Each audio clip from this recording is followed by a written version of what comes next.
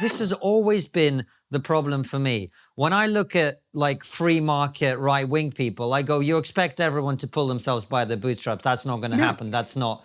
Well, lots of them can't. That's my point, right? Lots of them can't because we understand people have different IQs and different genetic basis and different experiences in childhood and whatever. And on the other hand, you've got people on the left who say, well, inequality isn't tolerable, and I agree with that. But as you say, the systems that they try to apply in order to address that don't work and don't make any sense and create terrible outcomes. So where is the golden middle? Well, look, the reason that I'm an advocate of free speech is that the golden middle moves. And so how do we find it? Well, we talk about it. Where is it? It moves all the time. Yesterday's solution isn't going to work today. So that golden solution is genuinely a mobile point, because inequality even changes with time.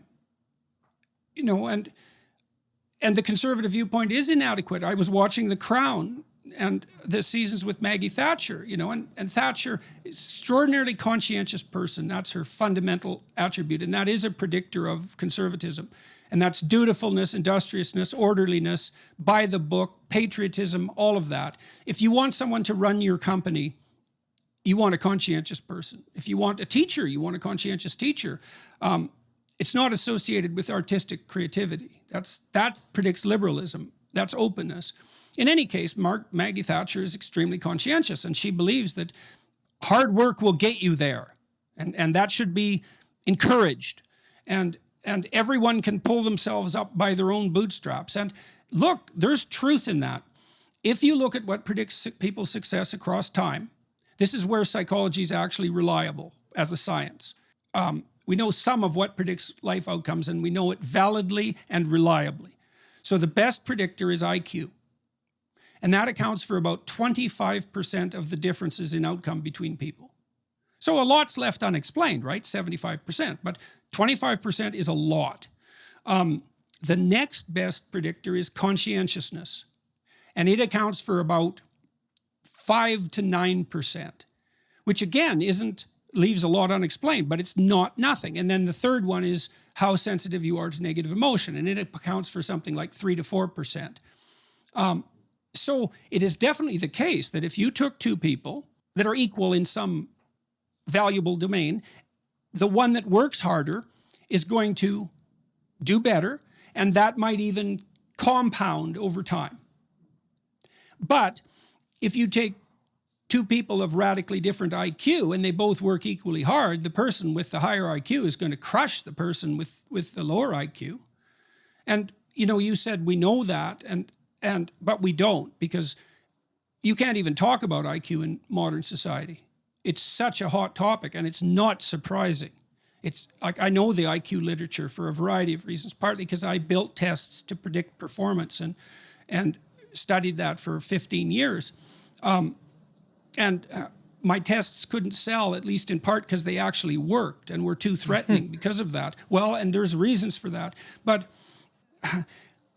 if you have an IQ of under 82, you can't be inducted into the American Armed Forces. And the reason for that is the Armed Forces have done IQ testing for a very long time, and they're hungry for people always. So they're not going to throw away anybody that they can use. They found that they couldn't teach anybody with an IQ of under 82 anything that made them valuable. They were a net drain. And that's 10% of the population. So there's about as many people with an IQ of 82 or lower as there are of people who are capable of doing well in an institute of higher education. So, and among that population, those who work harder are going to do better. But in a cognitively complex environment, they're at a marked disadvantage. And the conservatives can't deal with that. They don't know what to do about that. And fair enough, you know, it's like, it's a very hard problem. And the liberals, they say, the liberals take the opposite tack, which is even more annoying in my estimation. It's like, well, you can train anyone to do anything. And that's so wrong that it's hard to even know where to begin. I'd love it if it was the case. I'll give you an example of this.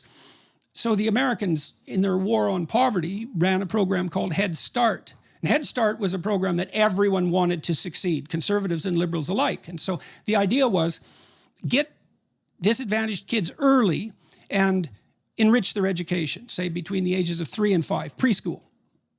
So the Americans poured immense monetary resources into this project, and it has been studied in terms of outcomes for decades. And its goal was to increase cognitive performance. That was its goal. And it did, but the differences went away. So the hope was if you got the kids early and taught them, they'd develop an advantage, and then that advantage would compound across time. And it would ameliorate the worst effects of poverty. And who wouldn't want that, right? Like, I don't care who you are, everyone wants that. The kids did leap ahead academically, but all the other kids caught up by grade 3 or 4. And then after that, there was no differences at all between the Head Start kids and the non-Head Start kids, except the Head Start kids were less likely to get pregnant and drop out of school, and they were more likely to graduate. But that looks like it was a socialization effect. Probably some of those kids were shielded against the worst of their family environment by being in daycare, but there was zero effect on cognitive ability. Very unfortunate, right? Because that was a large-scale social experiment. Everyone had the highest hopes for it. No effect on cognitive ability. What you're talking about, Jordan, is actually the great taboo in education. I was a teacher for many, many years, and the head deputy head would go to me in the primary school. Why is it that, you know, this cohort aren't doing as well as last year's cohort? And it was seen as taboo to just go, well, last year's cohort was smarter. Yeah. No one can tolerate IQ. Look, it's the only thing psychologists have ever discovered, really, except for maybe the big 5. It's like, these are facts. Eh? IQ is unbelievable. It's easy to measure. To measure IQ, all you have to do is take any set of questions that require abstraction to answer. And so you can take 20 questions. You can do that, you know, better or worse, but with 20 random questions, you're going to get a decent estimate. So take 20 questions, ask 100 people the answers, sum up the answers, rank order the people. That'll be correlated with IQ at something like 0.8, 0.9, really high, really high. That's all you have to do. And then that'll be predicted with their life, or that'll predict their life outcomes, like economic success, for example. That'll account for about 25% of the difference across people. It's unbelievably powerful. And it's unidimensional as well. You know, you hear all these appalling claims that there are multiple kinds of intelligences and multiple kinds of learning styles and skills. And look, people differ in their abilities, and they're not all reducible to IQ. But in the realm of intellectual endeavor, it's one factor, it's one thing. One thing. It's not decomposable. Not really. And that's harsh, man. It's harsh. Let me ask this question, Jordan, because I feel like it's begging to be asked, and you've teased it. You've put us in a position where I have to ask you this question, given the way that you've been talking about this. And that question is, I mean, it comes obviously, what is our fear of this conversation?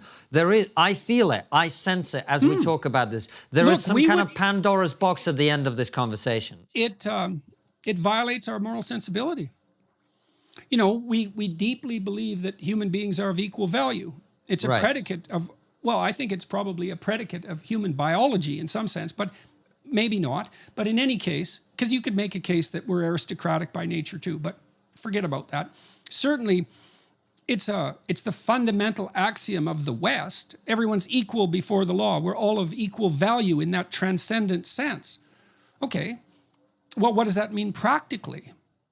Well, what we hope it means is that we're sort of roughly equal in ability, or trainability at least. And we're not. And that doesn't sit well with us. We don't even know what to do with it.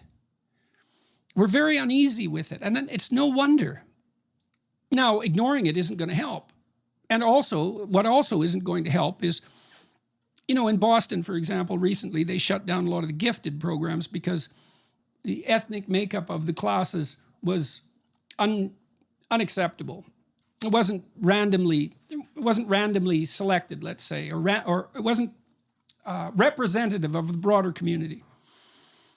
And it's no wonder that that bothers people. Who wouldn't that bother? But what are we going to do? In that situation, you shut down the gifted classes. Well, who are those gifted classes for? Are they for the gifted kids, or are they for society at large? There isn't anything more valuable than human intelligence. And if we don't utilize it, well, then we let it go to waste. Well, how can that be in anyone's interest? It's a resource that we should maximally exploit, even for our own narrow self-interest. But we can't. And so gifted programs, they're always...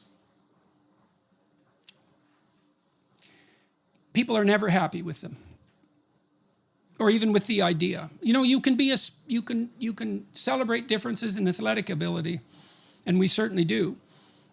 We're very uneasy when we celebrate differences in intellectual ability. It's kind of a non-starter. It isn't part of the problem that we don't want to admit that we all have our limits. We like to pretend that we can go out, we can achieve anything. In fact, isn't that the basis of the American dream? But the reality is we can't, and that's not simply the world that we live in. Well, this is a nice upbeat conversation, inspiring people all over the world, isn't it? Well, like working hard helps a lot.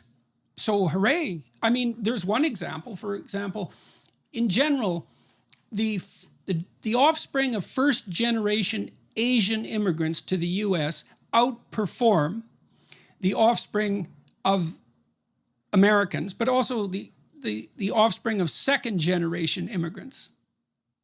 Why? It looks like it's because they work much harder. And they work harder enough to give them what's roughly a 15-point IQ advantage equivalent. And that's roughly the difference between a college student, average college graduate, say, and the average high school graduate. So it's a big difference. And it's a big difference. So work hard, set your sights, 60-hour weeks, discipline, all of that, no doubt. But there are pretty pronounced individual differences in the ability to do that as well. So even that's a rough... Even your ability to focus and concentrate in a disciplined way seems to be quite affected by underlying biological factors. And that's also unjust. It appears unjust in a fundamental way.